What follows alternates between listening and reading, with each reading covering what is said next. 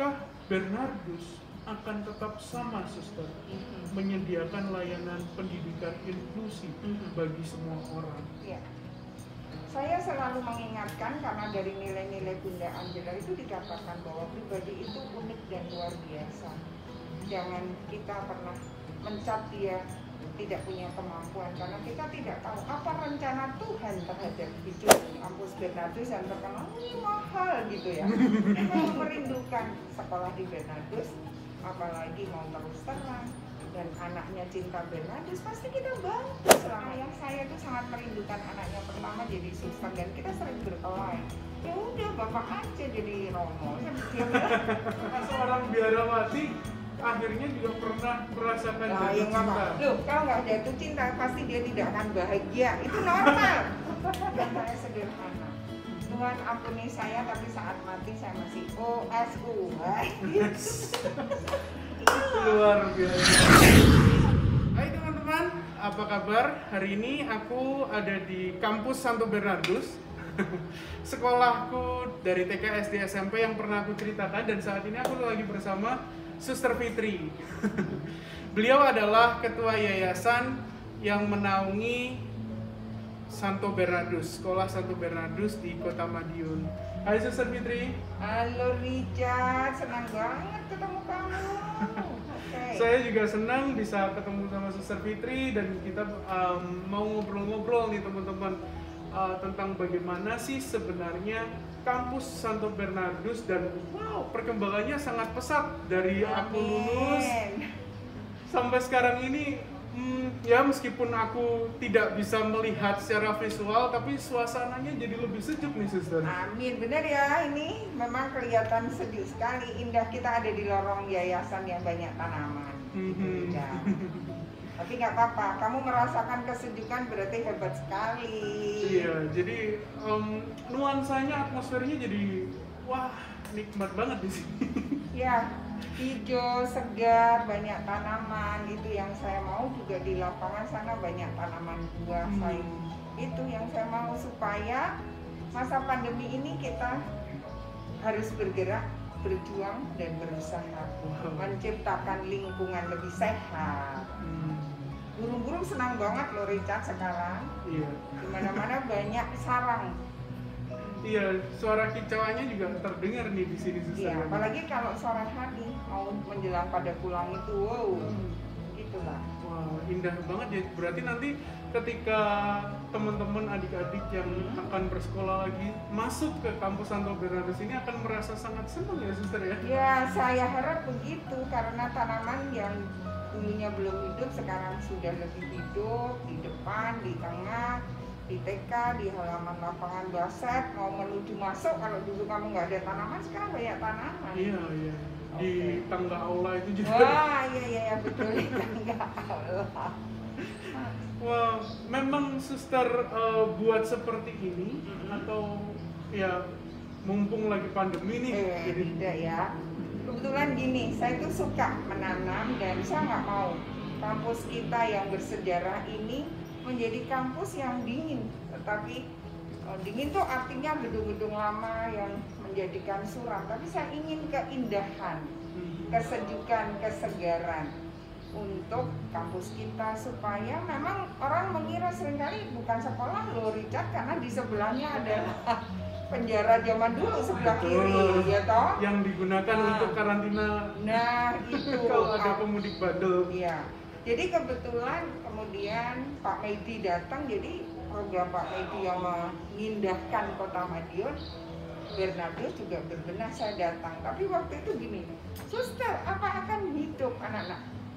Jadi sudah ada yang menyaksikan, karena rumput dulu aja nggak hidup. Ya kita harus berjuang terus untuk bersama-sama. Mari kita mencintai tanaman, mencintai lingkungan yang indah, dan terus-menerus ya dirawat gitu.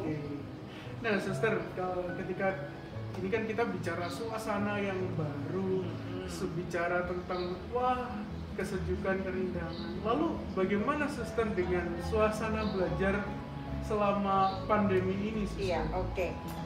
Kebetulan ya pas pandemi itu saya itu ada ketua 2, Suster Hilda, dan memperkenalkan Pak Sony. Pada waktu saya datang itu saya udah bingung.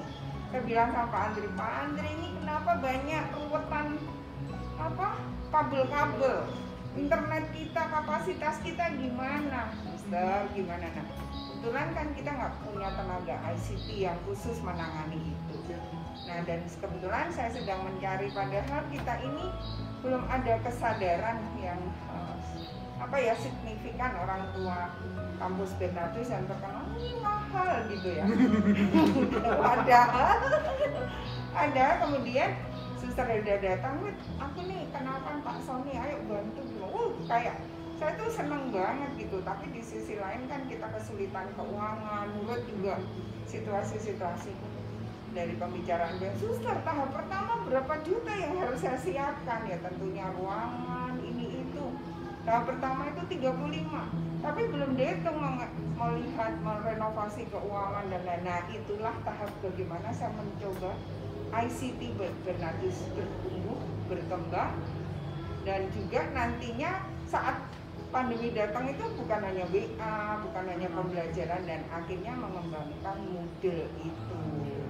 Tapi harus berdarah-darah karena kan itu nggak kelihatan, apalagi orang tua di rumah ngomong, kita kan juga pulsa, bla bla bla. Nah, dengan pembelajaran dengan pertolongan Suster Hilda dan Pak Sony, alumni Korye Sumalang, membantu kita, dan saya keberanian memutuskan ya, karena kan pasti butuh biaya itu. Benar.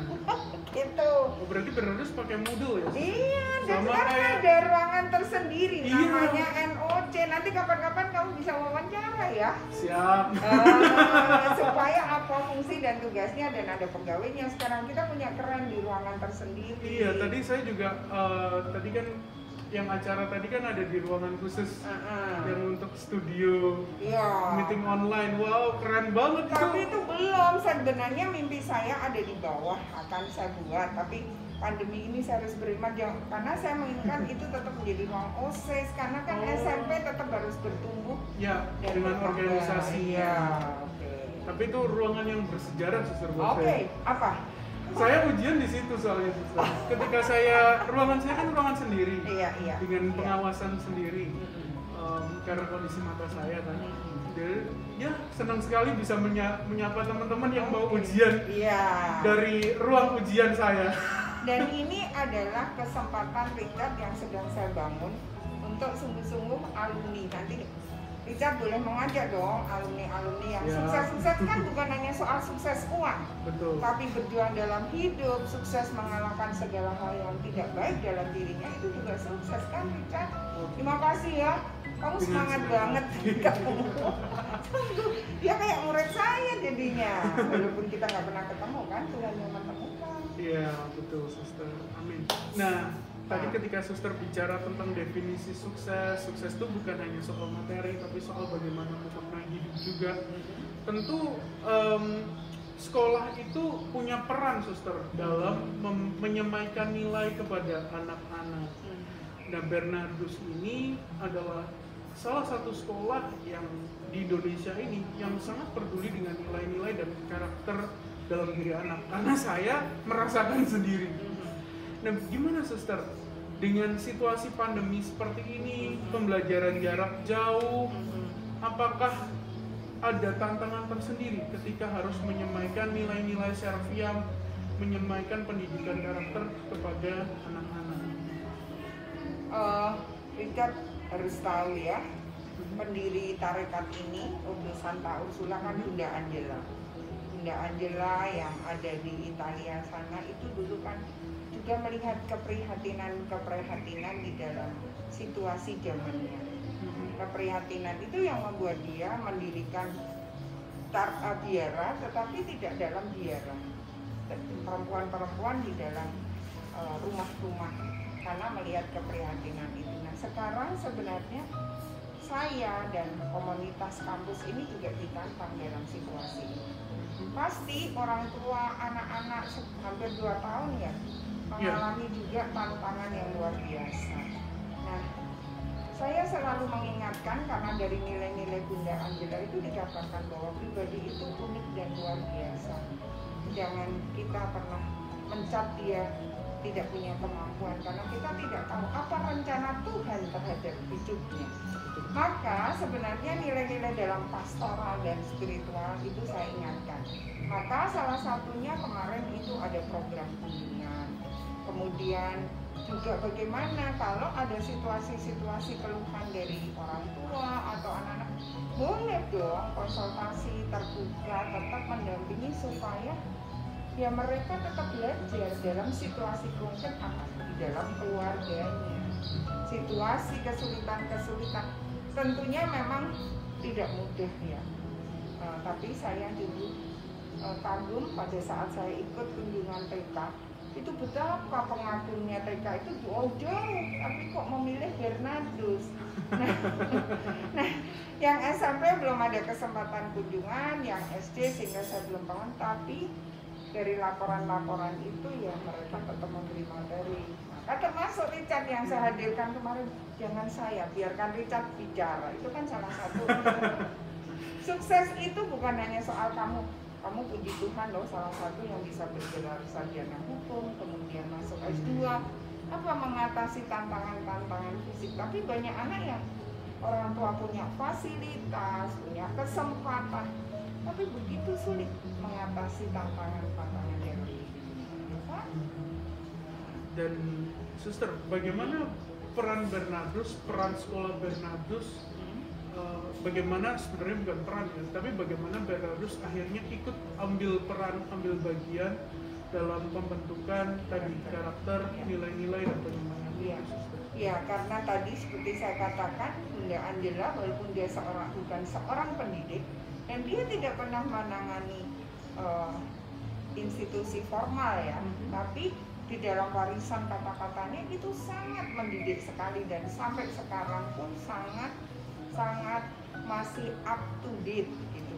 Dan pikirannya itu visi ke depan. Salah satu contohnya, jika karena sesuatu hal dan karena Roh Kudus kamu boleh membuat perubahan. Dan tadi bagaimana bahwa si anak itu adalah sangat berharga di mata Tuhan, maka kita juga harus memberikan yang terbaik. Pastinya kan dalam kehidupan ini bukan soal intelektual saja, tetapi juga bagaimana karakter, iman, dan bagaimana di dalam konstitusi kami, bagaimana relasi antara sekolah, orang tua, anak itu harus sungguh-sungguh menjadi kesatuan. Maka tidak ada benar wis tak pasrahke nang kampus Bernardus, nggak ada. Supaya terjadi sinergi, maka sebenarnya kami merindukan nilai-nilai Serviam gitu, itu sungguh dimiliki oleh anak, kemudian anak bisa membuat pengaruh terhadap keluarga. Syukur-syukur alumni juga terus-menerus memperjuangkan dalam situasi sekarang ini. Serviam ya, masih ingat lagu ya? Masih, Suster. Iya, berarti kalau bicara soal nilai-nilai Serviam itu tentu akan kelihatan ya, Suster, nanti ketika ada di dunia luar sana. Betul. Dan saya pun merasakan sebagai alumni Santo Bernardus yang di bawah kibaran bendera Serviam, merasakan gimana perbedaannya sih karakter yang ditanamkan, nilai-nilai yang ditanamkan ketika kami bertemu dengan teman-teman di luar sana. Dan memang Serviam itu bisa menjadi garam dan terang akhirnya.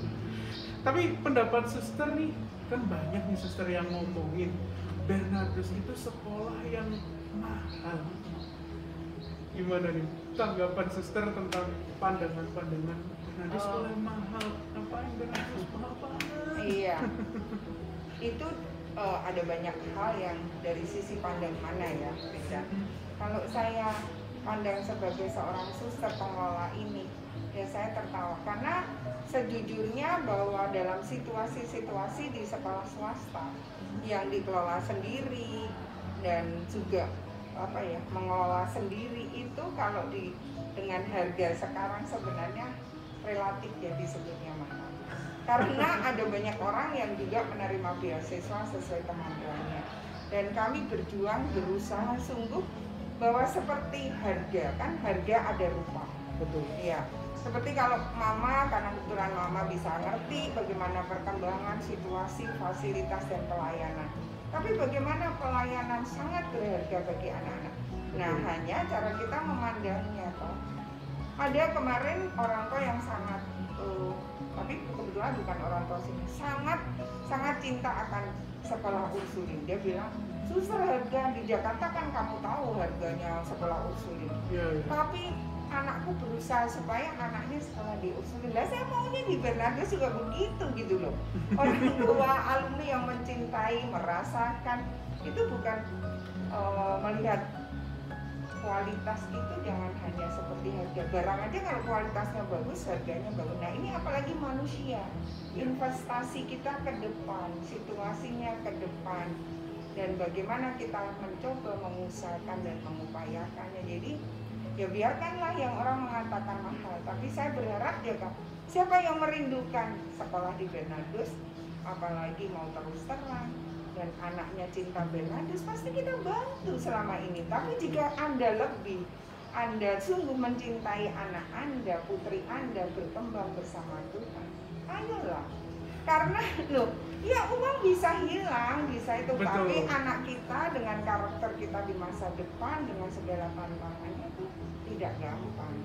Karena kan ukurannya, ya dari mana ukurannya, itu yang saya bilang.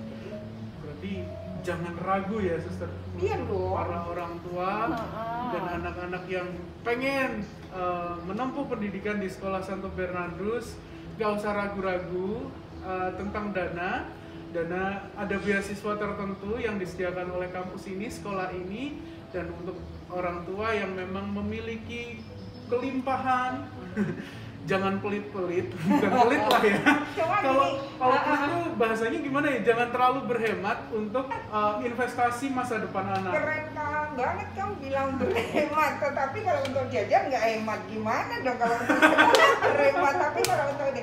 Nah, seperti ini Richard, jadi kami itu ada waktu itu jalur khusus, jalur beasiswa ini. Kemudian masa pandemi ini saya melakukan sistem baru masa pandemi dengan gelombang 1 dan gelombang 2 supaya membantu orang tua dengan diskon, dengan hitungan dan SPP dari TK, SD, SMP itu tidak naik, bahkan uang pangkal.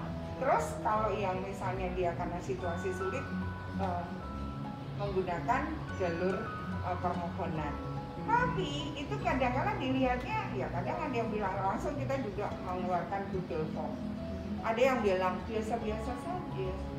Nah itu kan padahal kita susah payah situasi ini karena antara jumlah murid, pemasukan dengan situasi-situasi sulit dengan penggajian pegawai itu belum seimbang. Tapi kita berusaha, makanya pandemi COVID ini ada gelombang 1, gelombang 2, gelombang 3 kita baru nggak ada, supaya bagaimana kita menghargai orang yang mencintai sekali. Tapi untuk gelombang sekarang ini ada kan benar-benar dia nggak punya karena waktu tidak tahu, ingin sekali sekolah Bernardus. Tentunya juga orang tua harus menghargai pendidikan, ya jangan nol lah, bagaimana berusaha untuk itu. Berarti tetap semuanya semuanya sedang struggle, tetapi kita tetap akan berjuang dengan kasih ya suster. Iyalah, soalnya dikiranya karena Suster Fitri ngomongnya tegas, dan selama ini yang wawancara yang mulai pandemi COVID itu KSP dengan tim, karena kita sudah rancang semuanya. Jadi tidak ada, istilahnya tidak ada wawancara, misalnya oh kalau ini setuju langsung oke aja, tapi yang permohonan langsung isi permohonan, nanti unit home visit. Kalau memang benar-benar kondisi seperti itu saya selalu oke saja. Cuma kadang-kala ada orang tua yang mungkin dia sudah ditolong tapi karena kesederhanaan dia atau apa, jadi ya nggak berani menyuarakan gitu. Jadi ini juga salah satu media untuk teman-teman semua yang memang berkerinduan untuk ada anaknya sekolah di sini, atau ada anak-anak, ada teman-teman, adik-adik yang pengen sekolah di kampus Bernardus, segera saja datang, tidak masalah, nanti akan dilayani. Iya, bagaimana betul. Sesuai prosedur ya suster. Iya betul. Oke suster, nah suster tadi menarik ketika suster mengutip Bunda Angela sebagai pendiri Ordo Santa Ursula, itu dikatakan bahwa setiap anak adalah berharga dan setiap orang adalah unik. Nah, aku sebagai seorang difabel dan saat ini kan aku juga sedang menyelesaikan sebuah tulisan tentang bagaimana identitas difabel, dan difabel itu memang adalah individu yang unik dan sangat beragam. Dan dalam pendidikan pun baru-baru ini saja pendidikan inklusi itu gencar dibicarakan. Tapi melalui pengalamanku secara pribadi ya suster, tadi sudah sempat disinggung bahwa aku lulus dari SMP ini sudah dalam kondisi low vision atau penglihatanku hilang secara parsial, dan aku difasilitasi secara betul-betul oleh sekolah ini. Dan seperti tadi sudah disampaikan, semangat Bunda Angela dan sebagainya. Dan apakah Bernardus akan tetap sama suster, menyediakan layanan pendidikan inklusi bagi semua orang? Ya. Jadi siapapun sebenarnya pimpinan maupun juga kepala sekolah, seharusnya jika ada sesuatu yang tidak membatasi ya, yang sungguh-sungguh yang bisa kita lakukan, harus menerima. Itu dari prinsip saya, tapi dibicarakan sejauh sungguh menghargai anak itu. Karena pengalaman saya saat saya tidak berada di sini, itu pun saya melakukan hal yang sama. Pada waktu saya kuliah, saya juga ada teman saya yang seperti kondisinya seperti itu. Mungkin itu pengalaman, apalagi Bunda Angela yang menuliskan sendiri bagaimana pribadi itu unik. Tetapi jika memang kampus, terutama Bernardus itu tidak bisa menangani, ya tapi dibicarakan, jangan langsung ditolak mentah-mentah, tapi sungguh bagaimana koordinasi dengan orang tua. Satu kasus saat saya di Solo juga, dia lulusan Wonosobo, Bisutuli, bla bla bla. Saya langsung, selamat datang ibu, nggak salah ya masuk suster, dia cerita, saya ingin sekali sekolah di Ursulin. Saya diskusi dengan para guru, karena kan saya tidak mungkin melakukan sendirian, tetapi bagaimana juga mengaktifkan, membuat kepekaan, penyadaran kepada rekan-rekan kerja untuk membantu bahwa dia juga butuh sesuatu yang sama dengan teman-teman. Saat itu juga pasti harus mengkondisikan teman-temannya, ya kan? Tapi kebetulan saya terus pindah. Nah, pengalaman di Bernardus ini juga ada yang kekurangan pendengaran. Nah, kemudian untungnya Bu Nonik konsultasi dengan saya.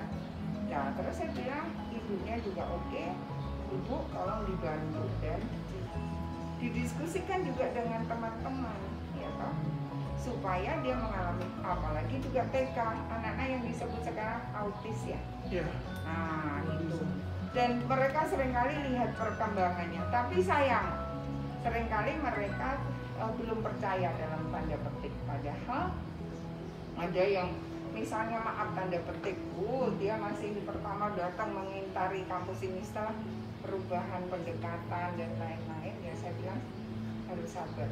Terjadi perubahan-perubahan itulah, apalagi jika manusia itu secara fisik normal, ya, tapi kadang jiwa hatinya kan tidak normal. Nah, itu bagaimana sungguh kita tidak tahu rencana Tuhan ke depan itu apa. Dia adalah anak-anak Allah, gambaran Allah, citra Allah yang harus kita cintai. Tentunya seringkali suster ini kan bukan SLB, ya ada batas-batas tadi, kemampuan apa yang harus dilakukan. Pasti kan kalau kayak Richard normal bahkan cerdas, ada bagian tertentu dan ada hal-hal tertentu memang harus didampingi ya toh, untuk ada tangga yang bisa berpegangan dan mengajarkan anak-anak bagaimana berempati kepada teman-temannya dalam semangat self yang itu. Begitu. Berarti tadi yang pertama intinya adalah bagaimana itu dikomunikasikan. Iya. Dan yang kedua bagaimana komunikasi itu bisa menghasilkan kasih untuk mendidik. Iya, betul. Lagi-lagi ke situ ya, saudara. Iya. Bahwa ini adalah pendidikan yang berdasarkan kasih. Soalnya gini, Tan, sebentar ya. Jadi iman kita Kristus aja mencintai kita dengan dosa-dosa kita lewat kayu salib dibangkitkan. Itu kan kita harus punya iman. Bunda Angela pasti ingin mengikuti Kristus apa-apanya seperti itu. Padahal kita itu zaman sekarang itu kemartiran bukan berarti mengeluarkan darah, tapi ya kemartiran bagaimana memperjuangkan yang kadang-kala orang tahu belum nggak mau, maunya enak-enak aja deh, kan nggak mau repot-repot.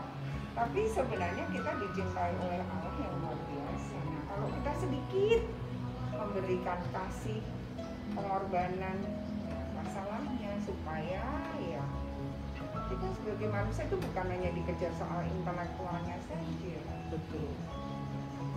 Jadi kemartiran sekarang tuh bukan tubuh yang harus berdarah, tapi hati yang berdarah-darah. Apalagi jika cerita soal Paus Fransiskus, kemartiran zaman sekarang, kamu termasuk memperjuangkan itu. Selamat ya, kemartiran zaman sekarang. Terima kasih, dan semua karena anugerah Tuhan. Balik lagi ke situ, Suster. Nah, berarti kalau bicara tentang pendidikan inklusi, Suster, selain tadi komunikasi, selain tadi pendidikan dengan kasih, yang saya sepakat banget itu bisa menciptakan sebuah support system untuk seorang anak difabel bisa belajar, bisa berinteraksi dengan teman-temannya. Lalu kesiapan kampus Bernardus ini apalagi, Suster, berupa aksesibilitas atau Jadi kalau misalnya kayak luar negeri itu loh, Ibu ada tangga yang bisa ditaruh mesin misalnya ya nggak mungkin. Tetapi bagi saya menyiapkan hati dan budi dari para rekan-rekan kerja, karena kan bangunan ini sudah lama, nggak mungkin kami bongkar dengan situasi. Tapi saya selalu mensupport, ayo welcome, dan kondisikan teman-teman dengan penuh kasih dan penuh cinta. Yang penting masih pada batas-batas yang kami mampu, karena percuma ngomong menerima tapi sesudah itu dibiarkan saja, kan tidak mungkin. Itu yang ingin kami hidupi. Jadi kemarin itu sebenarnya katanya sudah ada satu anak di TK yang juga autis tapi kok nggak percaya, ya udah belum jadi. Nah itu bagi saya sayangkan, sehingga saya bilang sama kepala sekolahnya, kenapa orang tuanya nggak suruh ke saya? Karena biasanya saya wawancarai, saya tahu dulu masalahnya gimana bersama kepala sekolah. Ayo, kemudian siap nggak kamu untuk itu? Ayo kita bantu keluarga anak ini. Gitu. Oke. Jadi memang benar ya, Suster, bahwa tadi lebih kepada bapak ibu guru, rekan-rekan yang mendampingi, jangan asal terima aja, tapi ketika diterima juga harus nggak ada artinya. Betul. Sama dia bohong, dan juga ada komunikasi yang baik dengan orang tuanya. Seperti salah satu kasus, anak ini sekarang udah di kelas 3. Aduh, aku gemes. Mamanya itu bete, tapi papanya sangat periang, ramah, padahal anak itu lucu. Jadi kita harus sampai kadang kalau guru saya ngomel, Suster ini, karena misalnya lihat evaluasi tadi, bayarannya mahal. Adalah anak, saya bilang ingat kata-kata Bunda Angela, nggak usah ngemel, harus ikhlas, harus rela. Siapa tahu nanti anak itu sesudah gede dia tahu dan bisa berbagi. Saya selalu gitu kalau dengar, jangan ngomel, ayo, lihat pertumbuhan anak itu, dan dianya begitu. Betul, Suster. Dan ya, apa yang tadi Suster sampaikan itu saya sepakat banget Suster, bahwa di antara ya tanpa menafikan perbaikan fasilitas ya Suster, tetapi saya menganggap bahwa orang-orang yang bisa menerima, orang-orang yang bisa menghargai, dan orang-orang yang mengasihi dan memperjuangkan kita, itu adalah support system yang paling berharga bagi saya, karena saya sendiri juga mengalami hal itu. Saya kuliah di kampus Unika Sugiyo Pranoto. Kalau Suster pernah berkunjung di sana, itu kan di Pawiatan Luhur jalannya naik turun terjal dan sebagainya kan kampusnya. Dan ya di sana kalau kita bilang aksesibilitasnya bagaimana, sangat susah. Bahkan ada teman saya yang menggunakan kursi roda, dia harus naik ke lantai 8 untuk kuliah, dan itu akhirnya teman-teman yang membantu. Pun saya ketika harus berjalan, akhirnya teman-teman saya. Dan akhirnya dari situ semua saya belajar bahwa ternyata di balik ketiadaan fasilitas itu, saya bisa menemukan orang-orang yang disediakan Tuhan untuk menjadi pengganti mata saya. Dan itu sangat luar biasa, pengalaman saya secara pribadi, dan saya percaya dan saya berharap kampus Santo Bernardus ini sejak dulu saya di sini sudah mulai, dan kedepannya akan semakin luar biasa lagi. Iya, zamannya kamu kan nggak ada satpam, mungkin hanya satu Pak Har mungkin ya. Dua. Pak Har, Pak Dwi. Pak Dwi itu kan favoritnya orang tua karena sudah hafal dan lain. Jadi sekarang kan saya harus mengatakan sigap kalau ada situasi anak tanda petik khusus.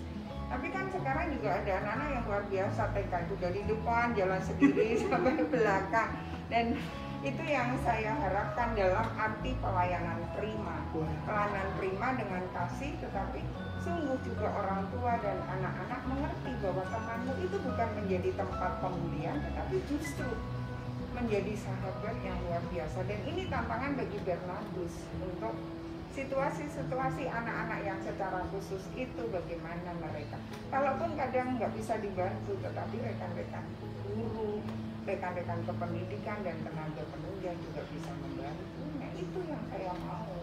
Oke. Wah, luar biasa, berarti ini merupakan satu pengabdian ya, Suster ya? Iya, jelas lah. Bayangkan kalau anak kita seperti kamu, seperti apa, kan harusnya seperti itu. Maka kalau mama sangat mencintaimu kemana-mana, ya itu adalah buah anugerah yang luar biasa. Oke. Dan saya bersyukur tentang itu, Suster. Suster, ngobrolin soal pengabdian, dan ya, mengapa ini beralih ke topik yang mungkin sedikit personal, Suster. Suster Fitri memutuskan untuk mengabdi sebagai seorang biarawati dan masuk ke dalam Ordo Santa Ursula. Yang kita tahu, Ordo Santa Ursula ini memang dalam bidang pendidikan sangat luar biasa. Utama ya. Iya. Kenapa, Suster? Sebenarnya pertamanya saya itu nggak kenal Ursulin loh. Jadi SMA saya SMA negeri, kemudian saya ke IGEP Sanata Dharma Yogyakarta ya, dan banyak suster di situ lah. Ada CB, ada apa, tapi saya nggak pernah dekat dengan mereka karena saya pikir, gimana ya, kok kayaknya saya itu nggak sesuci dia. dan memang ada kuliah saya yang mundur karena saya ambil jurusan bahasa, tapi di dalam perjalanan ada hal yang saya hidupi. Memang saya rajin Jumat pertama, diskusi, pengakuan dosa itu nggak tahu, sejak SMA saya doa ke Sendang Sono dan lain. Dan memang ayah saya itu sangat merindukan anaknya pertama jadi suster, dan kita sering berkelahi. Ya udah bapak aja jadi romo. Dia bilang kalau aku jadi romo kan nggak ada kamu. Dan anehnya dia tuh sejak saya SMA SMP kalau ada aksi panggilan di gereja di Merto itu bapak saya yang pergi, nanti pulang-pulang nggak bawakan cerita-cerita orang kudus itu. Di sela-sela kadang saya tidur-tiduran, saya buka juga itu, saya baca kasih juga. Dan saya menanyakan ke ayah ibu saya, kayaknya saya nggak pernah pengen jadi suster loh, saya gitu lah. Tapi dalam perjalanan waktu akhirnya saya menyelesaikan studi di Sada dan saya ngajar di Surabaya. Jadi sudah panggilan Tuhan ya umur saya. Nah ada suara-suara yang sungguh mungkin menggugah keputusan saya bilang, Bu boleh nggak aku kalau jadi suster? Dan itu waktu itu saya di yayasan yang lain, kemudian saya pengen ada tawaran, kamu ada kosong loh guru bahasa Indonesia di sini, suster silahkan. Nah dari situ saya kaget disebut aspiran tuh aku kayaknya aku nggak jadi aspiran tinggal di dalam. Nah dalam penghidupan itu tak singkat saja, pada waktu retret dulu saya itu bertanya pada Tuhan tentang panggilan saya. Nah saya merasakan Tuhan itu luar biasa. Saya bilang, Tuhan aku kalau jadi suster aku nggak mau loh ninggalkan. Saya senang pakai jin dan hem kotak-kotak kaos. Saya nggak, nah kok Tuhan tuh nggak marah. Dia bilang ya kamu pakai aja. Saya kan nangis loh. Kenapa ya kok tuh? Karena saya dulu hobi naik gunung, Richard. Oke. Mapala jadi. Ya di Sadar namanya Mapasada. Ya itu masih dia zamannya masih muda tapi belum sampai tinggi-tinggi. Ya masih beberapa gunung aja dulu. Jawa Tengah. Nah itu yang membuat saya bertanya, Tuhan tuh apa ya kok? Dia bilang, kemudian saya memang mencintai mengenal Usul itu karena seragamnya kan beda. Nah, beda pas pokoknya ada sesuatu yang mungkin ada titik-titik saya dengan Bunda Angela walaupun tidak saya kenal. Dan herannya lagi tuh ayah saya tuh kalau ketemu Romo saya Pak, ini loh anak saya pengen jadi suster, aduh saya malu sekali, mesti kita berkelahi ya. Aduh Bapak jangan gitu memalukan saya. Nah akhirnya pada titik setelah itu saya bilang sama Romo Yesuit, Romo saya tuh kok ada suara gini, oh itu Tuhan memanggil, tapi saya takut gagal. Saat Anda tidak melangkah, Anda sudah gagal. Nah keputusan itulah yang membuat saya ya jalani terus. Kemudian ya mendaftar bergabung saat padahal ada situasi-situasi sulit yang saya alami, tapi mungkin siapapun jika itu rencana Tuhan walaupun banyak hambatan tantangan seperti kamu akan jalan terus. Dan pada saat dulu Ursulin tuh mau novis masih pakai selayak sudah namanya cladding. Ibu saya bilang, Bu gimana aku pakai selayak? Jadi cantik bukan arti cantik fisik. Ibu saya hanya bilang, kalau kamu sudah pakai cantik jangan tengok ibu lagi. Ya udah, itulah perjalanan saya. Dan pada waktu ini kan perutusan saya kedua, Richard. Dulu tahun 96 sampai 99 tuh saya menjadi suster junior di SMP. Iya, jadi dan saya langsing, saya selalu kan tuh anak-anak senang sekali kan kalau saya jalan di situ dan saya begitu senang dekat dengan anak. Jadi ini perjalanan saya kedua Bu, dan saya rindunya untuk bagaimana dengan anak-anak dan saya belum bebas menata indah sekarang menurut saya begitu tapi itu tadi panggilan itu harus dihidupi dan jujur sama Tuhan. Sekalipun saya merasa dosa dan tidak pantas dan saya sekarang di pesta merah, tapi jika itu kita terbuka sama Tuhan, Tuhan sendiri yang akan mengaturnya. Karena pegangannya kan yang menghidupi kita. Kalau pegangannya manusia ya kita bisa tergelincir dan itu. Oke. Dan kunci untuk jujur, terbuka dan bisa mengerti panggilan Tuhan itu apa sih? Aduh, susah ya. Tapi maksud saya gini loh, dalam perjalanan dalam kebiaraan kan tidak mudah. Tapi jangan sampai kita melakukan yang hal-hal yang sungguh merugikan orang lain dan diri sendiri. Misalnya saya tiba-tiba pacaran dan nikah, ya itu kan jelas sendiri sudah dikeluarkan. Ya iya, jangan sampai saya korupsi atau hal. Tapi bagaimana pergulatan kita jujur sama Tuhan. Kan kadang ada proses-proses krisis, kadang nggak semuanya happy lah. Semuanya. Kamu ya banyak happy-nya, nggak semuanya happy. Jadi banyak happy-nya tapi tidak semuanya akan happy. Iya, kita kan up and down juga prosesnya. Betul. Nah kalau tadi disinggung soal pacaran, sebenarnya seorang biarawati itu apakah, ini suster mungkin mohon maaf nih suster itu, apakah seorang biarawati akhirnya juga pernah merasakan jatuh cinta? Loh, kalau nggak jatuh cinta pasti dia tidak akan bahagia, itu normal. Kalau seorang biarawati menyertai sesama jenis ya pasti tidak diterima. Jatuh cinta itu normal, jadi Richard boleh jatuh cinta, itu hal yang membahagiakan. Kaitannya ini kan pertanyaan untuk suster nih, jadinya saya ya. Bukan, ya udah nggak, iya hal indah kan. Hal yang indah dan itu wajar-wajar saja ya suster sebagai seorang manusia. Tapi jangan sampai sudah ada hal yang kemudian membelokkan ya komitmen kita ya. Berarti kuncinya tetap ada pada komitmen. Ya komitmen, pengelolaan keterbukaan pada Tuhan ya. Karena kan ada saja saya terbuka sama kamu, tapi kamu menyalahartikan keterbukaan saya, kan malah kacau. Ternyata pertanyaannya ada sampai di situ ya Kak. Penasaran dia.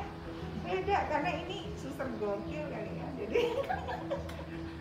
Jadi suster Fitri ini ketika aku bertemu memang sangat luar biasa dan aku melihat suster Fitri adalah suster yang keren dan sangat dekat dengan anak-anak. Tapi saya kehilangan setelah jadi ketua yayasan kan.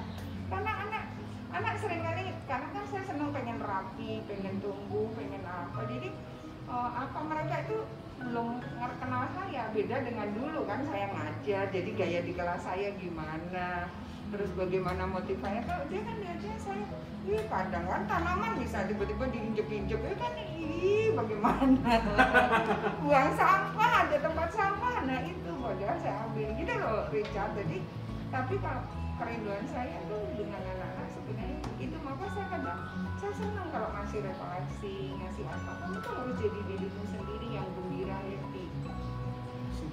Iya, dan oleh karena itu Suster Fitri akhirnya mengabdikan dirinya, hatinya dan seluruh cintanya untuk Ordo Santa Ursula. Iya, itulah, amin. Cita-cita saya sederhana.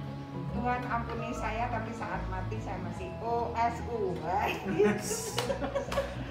Luar biasa. Iya. Tapi pengalaman Suster kan kalau Ordo Santa Ursula itu kan biasanya berkeliling ya Suster, rolling. Saya pun di sekolah ini, di kampus ini ada beberapa suster yang sangat saya kenal, mendampingi saya dari saya wakal banget, yang bandel banget, sampai akhirnya ketika di masa-masa dewasa ini saya mengingat, oh iya Suster Yahya misalkan atau Suster Alexandril yang memang sering memberikan kata-kata yang tanpa saya sadari ternyata itu melekat dalam hati saya.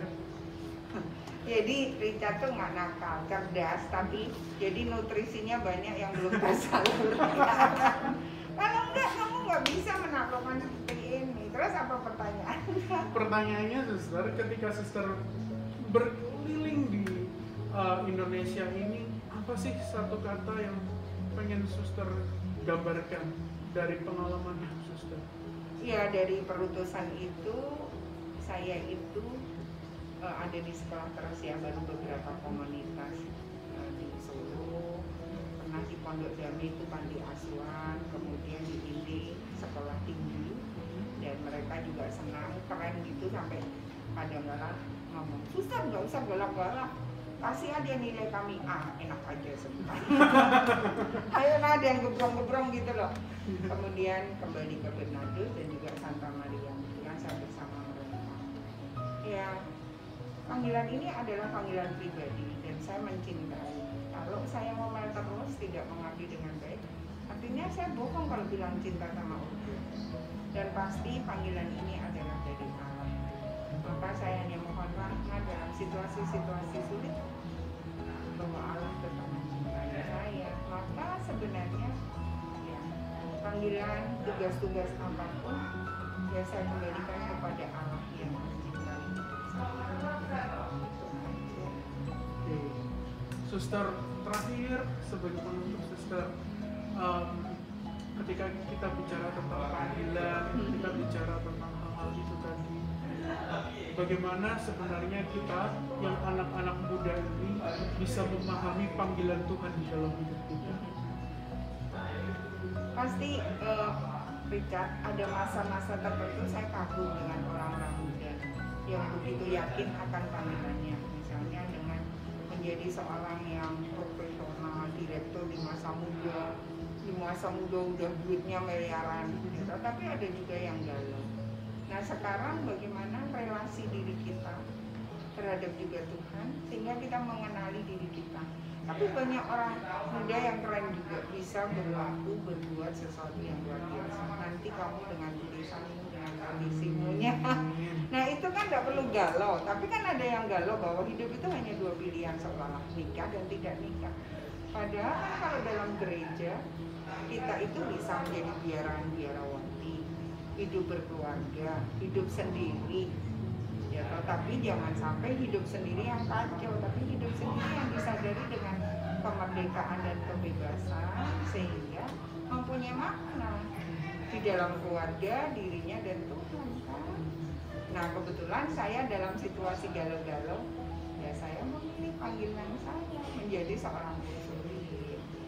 Dan pastinya dengan segala apa yang saya lakukan, dari gairah dan semangat itu pastinya ya harusnya terpancar itu dari Tuhan. Karena kalau dari saya nanti tiba-tiba tidak ada pujian, tidak ada apa, saya bisa mati. Nah, padahal ya kan? Iya. Nah, seringkali keheningan atau refleksi diri dari seorang muda di zaman ini yang mungkin membutuhkan. Tapi banyak saya lihat film-film keren yang mereka menjadi leader, menjadi orang-orang yang bisa melakukan hal yang melawan arus, itu luar biasa orang muda. Berarti kuncinya menemukan panggilan tadi, kita harus dekat sama Tuhan, sediakan waktu untuk berefleksi, hening, dan saat teduh bersama Tuhan. Iya, dan juga dukungan keluarga itu sangat penting. Dekat dengan kalau kacau aja terus sama mama, kamu pasti tidak akan seperti sekarang ini kan. Betul. Suster, kampus Bernardus ke depan akan seperti apa, Suster? Aduh, saya maunya ya kampus Bernardus itu adalah maju, guru-gurunya mau maju dengan mengikuti kemajuan situasi sekarang, tetapi adalah pribadi-pribadi yang kuat, pribadi yang mau berjuang, pribadi-pribadi yang tulus, tapi pribadi-pribadi yang jujur, ya, bukan hanya perkembangan dirinya, tetapi juga pribadi yang penuh iman, harapan, dan kasih, sehingga saudara dengan keanekaragaman budaya, keanekaragaman iman, keanekaragaman latar belakang itu, mereka bahagia dan sejahtera. Itu. Oke, so teman-teman semua, adik-adik semua yang nonton juga, para orang tua, bapak ibu, kalau mau menyekolahkan anaknya di Santo Bernardus sudah nggak usah ragu-ragu, nggak usah pikir panjang, datang aja ke sini di Jalan Ayani Madiun. Nanti akan dilayani sebaik-baiknya di sini, apapun kendalanya bisa dikomunikasikan, betul Suster? Iya, serunya cuma kadang lihat suara saya yang seru ya. Tapi ketawanya kalau sudah ketemu kan seru juga nih ya. Betul, seru. Suster Fitri bukan suster yang galak kok. Jadi jangan dilihat dari covernya saja, tetapi bertemu langsung dan berbicara langsung, maka akan menemukan keseruan, kebahagiaan dalam diri Suster Fitri, dan juga bagaimana kasihnya untuk pendidikan dan untuk Ordo Santa Ursula dan untuk semua anak-anak di sini, semua pengajar, bapak ibu guru bisa terimplementasikan.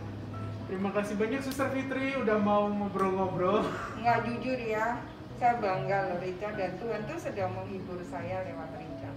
Karena beberapa anak seringkali yang anak nakal tanda petik guru itu justru yang ingat karena memang memori dia. Tapi pasti Richard dengan semua ini adalah karena mama dan papa, juga adik yang luar biasa. Jadi itulah, kita harus memiliki keluarga-keluarga yang sungguh kita harus membantu dalam suka dan duka kita dan segala macam. Karena keluarga adalah hal yang kita dilahirkan, dibesarkan, dan dicintai. Tapi jangan lupa juga diampuni. Mama nyangis loh. Dan semuanya itu karena anugerah Tuhan, Suster. Sekali lagi, only by His grace kita bisa ada di sini, dan saya bisa ngobrol-ngobrol sama Suster Fitri, menemukan banyak hal dan main-main lagi di kampus Santo Bernardus ini. Terima kasih Suster sekali Selamat lagi. datang, nanti kapan-kapan kita akan berada di kolam renang yang baru di TK ya. Siap. Dan SD kelas 1, kelas 2 juga boleh renang, cuma karena masa pandemi jadi kita nggak bisa. Siapa yang akan menumbuhkan sekolah-sekolah yang sudah berumur 106 tahun kalau bukan kita semua yang mencintai Bernardus. Jadi Bernardus sudah 1 abad lebih dan tetap akan sampai selama-lamanya. Saya kira sekolah ini tetap ada, dan semoga Suster tetap nanti seperti yang Suster katakan, Suster, kita doakan semoga Suster Fitri semakin sehat, bahagia, panjang umur, Amin, dan amin. setia untuk mengasihi Ordo Santa Ursula, setia untuk mengasihi sekolah ini dan semua anak-anak yang dididik, diproses di kampus Santo Bernardus ini. Terima kasih Suster. Serviam ya. Serviam. Terima kasih teman-teman semua. Salam antusias. Ya, terima kasih ya dok.